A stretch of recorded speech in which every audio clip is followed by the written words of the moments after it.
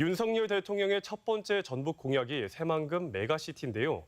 1호 공약인지 의문일 정도로 별다른 진척이 없습니다. 군산시와 김제시의 갈등 때문에 한 발짝도 나아가지 못하는 것이 현실이기 때문인데요. 이러다 보니 공약 이행을 위해 전북 정치권이 앞장서 내부 갈등의 조정자 역할을 맡아야 한다는 지적이 나오고 있습니다. 강동엽 기자입니다.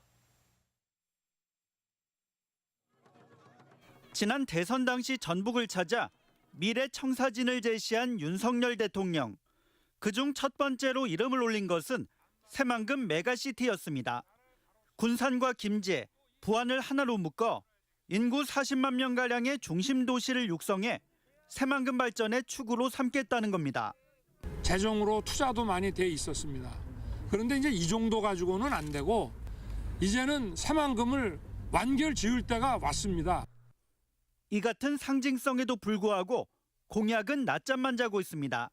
새만금 관할권을 둘러싼 군산과 김제시의 갈등에 묶여 한 발짝도 나가지 못하고 있는 겁니다.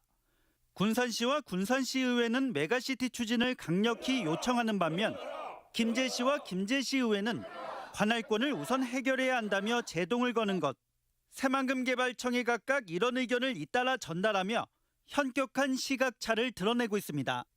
이처럼 반복되는 분쟁의 굴레에 갇히면서 우려의 목소리가 적지 않습니다. 전북 발전의 호재가 메마른 상황에서 메가시티는 정부의 행정적, 재정적 지원과 공공기관 배정의 근거가 될 수 있어 새만금 발전의 또 다른 돌파구가 될 수 있습니다. 특히 인구가 39만 명으로 비슷한 세종특별자치시 사례처럼 성사만 된다면 자치권 보장 등 다양한 특례 논리를 개발할 수 있겠지만 현재로서는 그림의 떡입니다.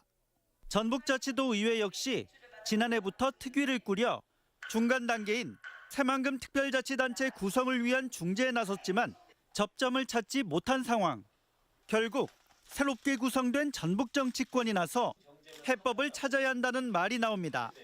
재선에 성공한 신영대 이원택 의원이 통합시나 지자체 연합 관련 논의에 참여하고 지역민의 공감대 마련을 위한 공동행보에 나섰느냐가 관건이 될 전망입니다. 메가시티의 미래와 청사진이 구체화되어야 되고 그리고 정치인들이 지역민들이 혹시 갖고 있을 수 있는 불안감을 해소하고 인구 감소와 지역경제 침체라는 심각한 위기에도 양보와 타협보다는 소모적인 다툼만 반복하고 있는 군산시와 김제시. 해묵은 갈등을 풀어내 새만금 메가시티의 토대를 마련하는 것이 전북 정치권에 시급한 과제가 되고 있습니다. MBC 뉴스 강동엽입니다.